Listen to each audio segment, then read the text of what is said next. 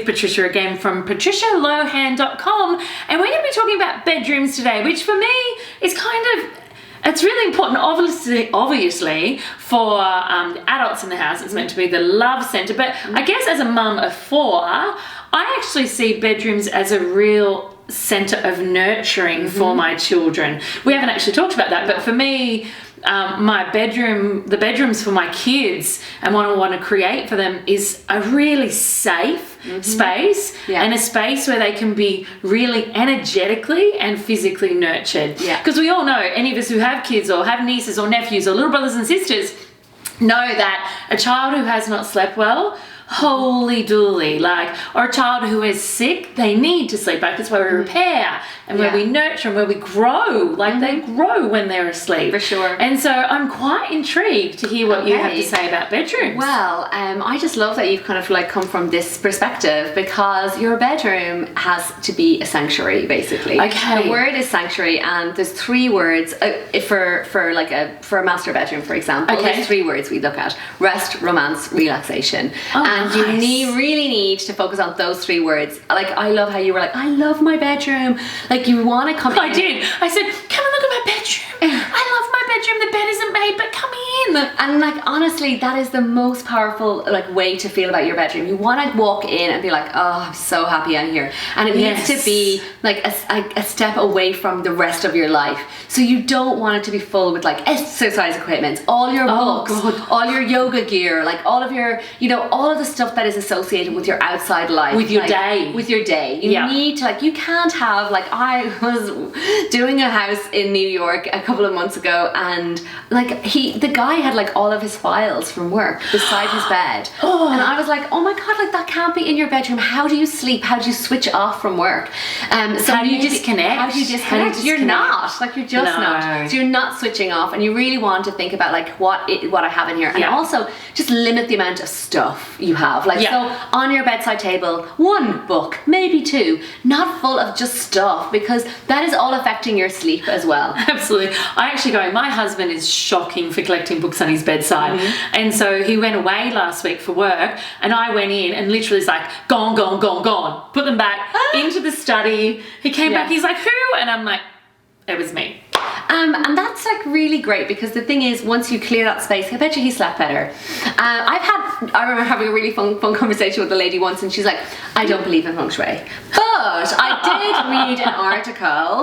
did read an article about having shoes and clothes and things under your bed being really bad Feng Shui. Is it? I was yeah. Oh. So she was I went home and I just cleared all the stuff from under my bed, and I have I just slept better than I ever have before. That's interesting. So she used to sleep that well, and you just think about your shoes. Your shoes have been out about all day, collecting stuff. And they're just underneath your bed. Now, Slipping up. That is, and honestly, shoes are probably an innocent thing to have under your bed. I've seen people have broken computers, letters from their exes, books. They've just had all of this energy is under their bed that is literally you're sleeping on, and it is under there, not being looked at, being ignored, but it's still affecting you energetically. So making sure that under your bed is just totally clear, so it's not affecting your. Does that go for kids then as well? Yeah, What if, for example, you put your toy storage under the beds, or? Yeah, I'm a much bigger fan of having toy storage to the side in covered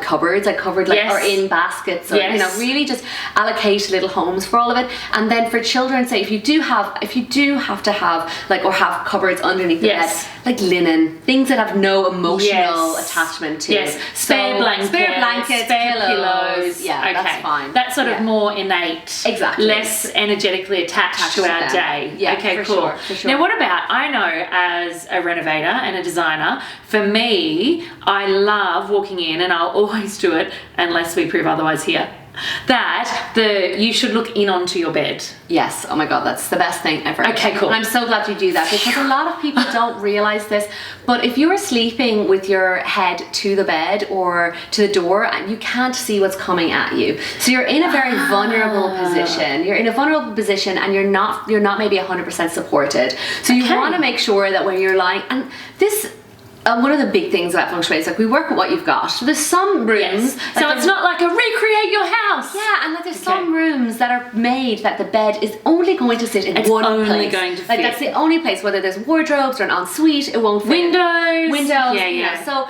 you just have to work with what you've got. So if you have an opportunity where you can walk in the door and see the bed and the bed is there, brilliant. And you have a headboard, really important.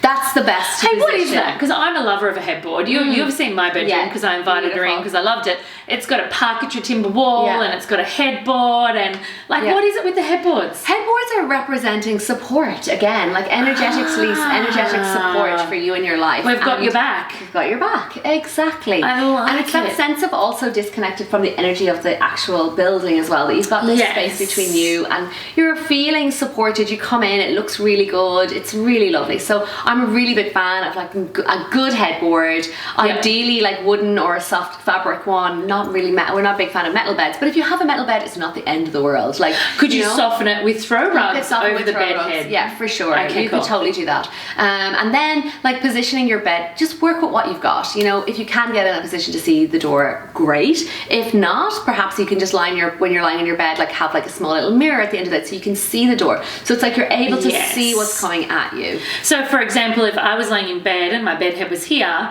and my door to my room was there, maybe I could put a mirror at the foot of the bed. So not like a big mirror. And not on the ceiling. Not on the ceiling. Just like really up for... I'm surprised there isn't a mirror on your ceiling. There's no mirrors on my ceiling. Patricia! There are no mirrors on my ceiling. I actually don't have a mirror in my bed. Yes, I do. I have a mirror in my bedroom opposite my door. It's a round one. That's okay. Very little. Yeah, that's okay. Like the thing is, mirrors can have this like huge like mirrors are bad, and it's not like that at all. Like actually, mirrors can amplify. Well, it depends how well you wake up as to whether a mirror is good or not. Yeah. Exactly.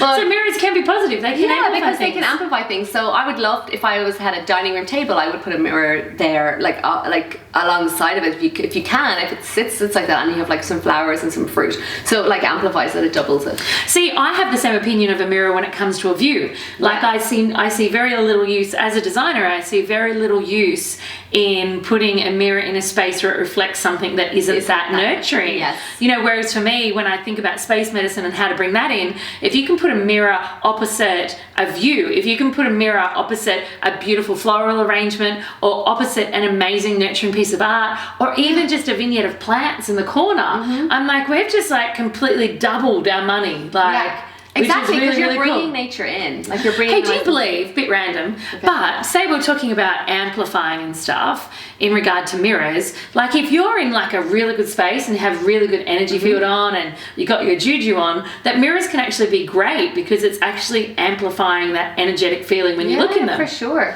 Yeah. Bit random, I know, not about the house, but there you go. Yeah. So bedrooms, think about your bed position, think about headboards, think about like keeping it clear of clutter. Keeping clear of clutter and especially the rubbish of the day. Yeah, just letting that away and just like making sure there's nothing. You just want to go, just think these three words. Does this represent rest, romance, relaxation? If it doesn't hit, it like the 3 R's, literally. If it does not hit those, it's just like, it's not for your bedroom. So that would probably be for those people that wake up going, did I even sleep? Yeah, for sure. And even like clearing under your bed and just really looking at the imagery you have in your room. Is it restful? Is it romantic? Does it resonate with what I want to call into my life? And you know what's interesting? You use the word romantic, and I'm sure so many people would be attaching that to husband-wife romantic.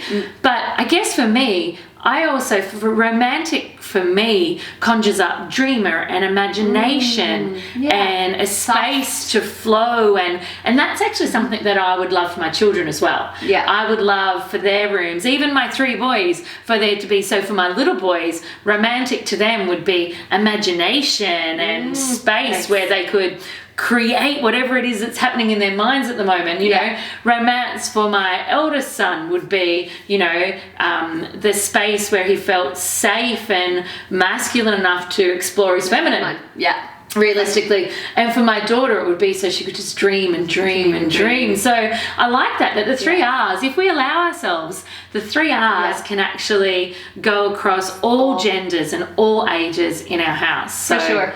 That was actually, I like that. You've got me thinking, Patricia. Yay. Thank you so much. You're welcome. tuning in. Make sure you're following me on Instagram to see my latest design and reno inspiration. You can find me at Naomi Findlay Official or click the link in my description. See you soon.